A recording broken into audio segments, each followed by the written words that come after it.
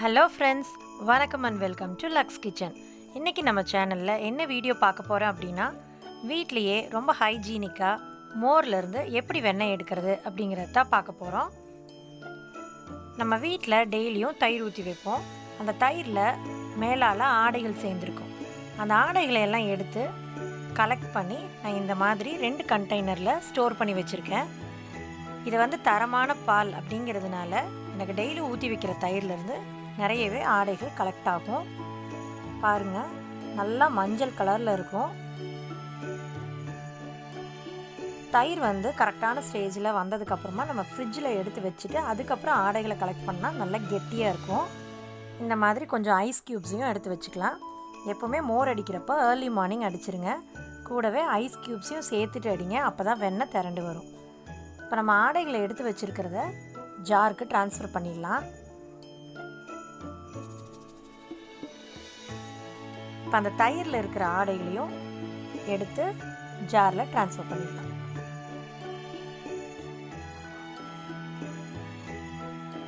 இந்த மாதிரி ஒரு வாரத்துக்கு ஒருக்கா நீங்கள் ஆடைகளை கலெக்ட் பண்ணிவிட்டு அதிலிருந்து நீங்கள் வெண்ணெய் எடுக்கலாம்.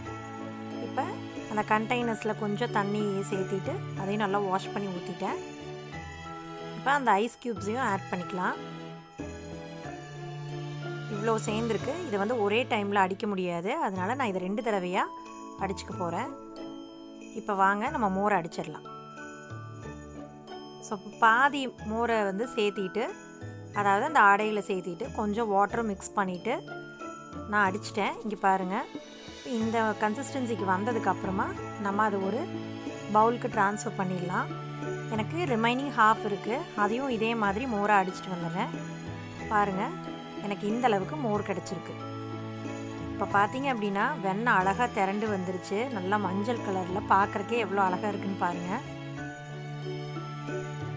இதை நம்ம கைகளை பயன்படுத்தி அந்த வெண்ணெய்களை நல்லா அதே மாதிரி ஒன்று சேர தள்ளி தள்ளி விடணும். அப்போ தான் நம்மளுக்கு நல்லா பால் ஷேப்பில் அதை எடுத்து பிடிக்க முடியும். இப்போ பாருங்கள், நான் 2 இதாக பிரித்து உருண்டையாக பிடிச்சிக்க போகிறேன். இந்த மாதிரி எடுத்து நல்லா உருட்டி உங்கள் பெருவிரல் வச்சு நல்லா அமுத்துனீங்கன்னா மோரெல்லாம் அதிலிருந்து ரிலீஸ் ஆகிடும். அதுக்கப்புறமா ஒரு பவுலில் தண்ணி வச்சு அந்த தண்ணியில் எடுத்து வச்சுருக்கிற வெண்ணெயில் போட்டுருங்க.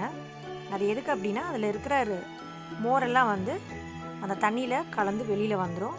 நம்மளுக்கு ஃப்ரெஷ்ஷான வெண்ணெய் மட்டும் நம்மளுக்கு கிடைக்கும். பாருங்கள், நான் இதை ஃபுல்லாக எடுத்து முடிச்சிட்டேன். எனக்கு இந்த அளவுக்கு வெண்ணெய் கிடச்சிருக்கு. நான் ஏற்கனவே கொஞ்சம் வெண்ணெய் எடுத்து ஃப்ரிட்ஜில் ஸ்டோர் பண்ணி வச்சுருந்தேன். இப்போ இது 2ஐயும் சேர்த்து எப்படி வீட்டிலையே மணக்க நெய் காய்ச்சலாம் அப்படிங்கிறத அடுத்த வீடியோவில் பார்க்கலாம். கண்டிப்பாக இந்த வீடியோ உங்களுக்கு பிடிச்சிருக்குன்னு நினைக்கிறேன். பிடிச்சிருந்தா மறக்காமல் லைக் பண்ணுங்கள், ஷேர் பண்ணுங்கள், சப்ஸ்கிரைப் பண்ணுங்கள். தேங்க்யூ. Take care. பாய்.